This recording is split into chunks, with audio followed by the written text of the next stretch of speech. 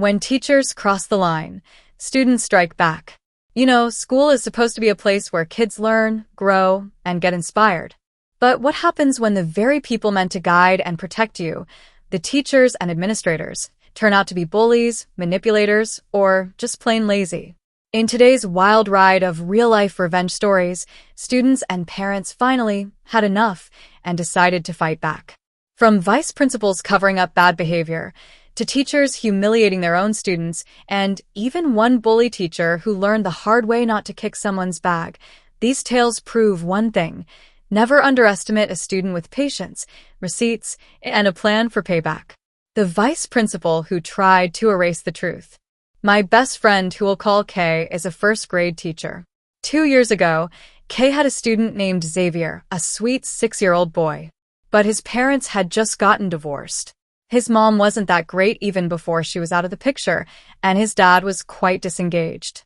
Understandably, Xavier acted out in class, pushing kids, refusing to listen, and disrupting lessons. Kay worked hard to help him, and even tried to involve his dad, but sometimes Xavier went too far, like the day he tried to stab another student with a sharpened pencil. When that happened, she would send him to the vice principal. But the vice principal was no help. He gave Xavier candy, joked around, and even erased his referrals from the system so no record existed. When Kay complained, her higher-ups told him about it and nothing changed, except the vice principal became cold and rude toward her.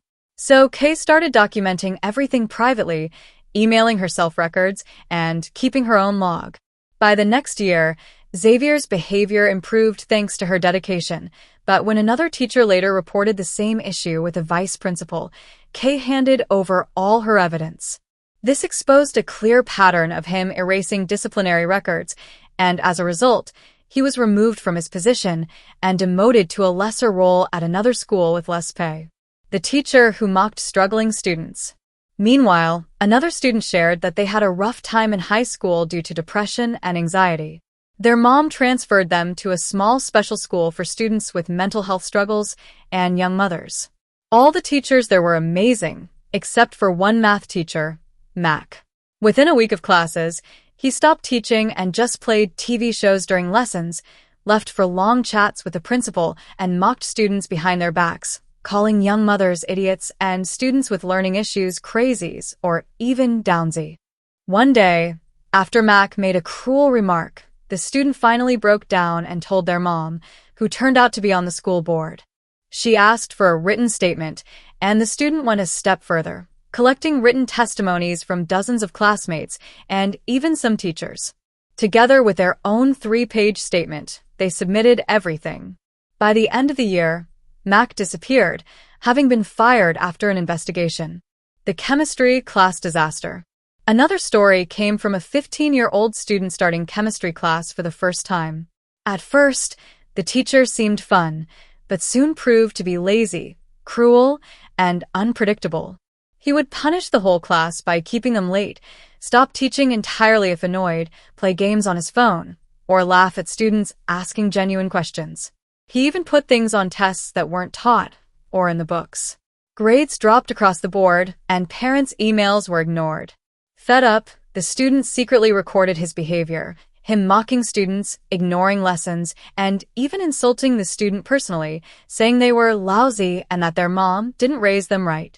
With support from classmates, they gathered emails, videos, and testimonies into a long report. The principal took action, confronted the teacher, and eventually fired him, while students were exempted from chemistry that year. The vice principal who lost everything years later. Another revenge tale came from the 1990s. A student helped a friend named Mario by handing him a jacket at the end of an assembly. Weeks later, the vice principal accused him of stealing it. Despite Mario admitting he tricked the student, the vice principal, who disliked him for being dark-skinned, suspended him for a week, jeopardizing his scholarship chances. But the student persevered, won the scholarship, and went on to succeed in college. Years later, as part of a committee choosing a new principal, he saw the same vice principal apply. During questioning, he exposed her hypocrisy by recounting his past experience and showing her signed report. The committee chose someone else, and she lost her chance at the role. the bag kicker's broken toe. Finally, one friend recalled a math teacher named Barry who bullied students by humiliating them, especially kicking their belongings across the room if left in the aisle. One day, he kicked a girl's gym bag, scattering her clothes, which enraged Alan, a quiet but strong student. Alan carefully plotted revenge through his art class project, which involved bringing bricks to school.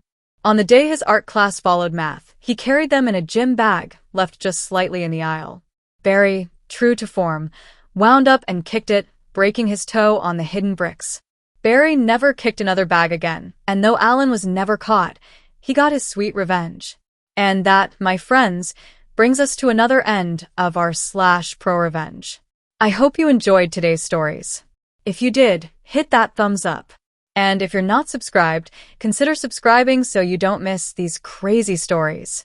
If you missed the last episode, it's in our /entitled people episode where psycho bosses are getting taught lessons they won't forget. Go check it out if you haven't. Myself and Stevie Boy will see you guys in the next one. We love you.